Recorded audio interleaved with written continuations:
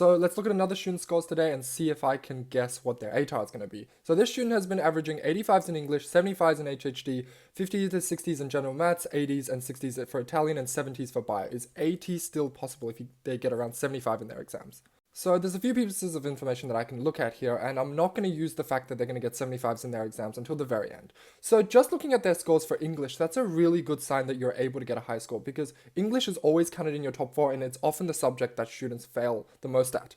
Now, the 80s and 60s for Italian is very promising. Now, depends on how strong their cohort is and how hard their SACs are, but if you get high scores for a language subject especially, it will scale up and often push scores that are above 40, maybe even 41, 42, 43-ish with these types of grades.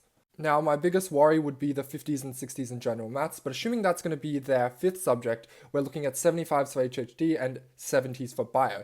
So the biggest thing I would try to focus on here is either HHD or bio, where you want to push one of these subjects higher up, because we know we're going to get a high score for English and Italian. So one of these, getting, let's say, somewhere around a 40 or even like a 35-ish study score will easily get you an 80 ATAR at the end. Now, assuming 75 for all of your exams, which is a pretty optimistic guess given these scores, but just assuming that you could get even close to 90, considering you could get around 40 in English, 40 plus in Italian, 40-ish in bio and HHD, which will easily push your score up to even 90s. So with a 75, you could probably get, I would guess, 85 to 95 range.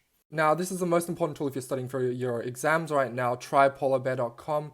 We've got a leaderboard here of all the students who are working towards their ATARs, and we're doing a giveaway for the top 50 students and the top 20 students. So some students here, as you can see, are still on their first day, so you can still easily get onto this leaderboard and get into these giveaways.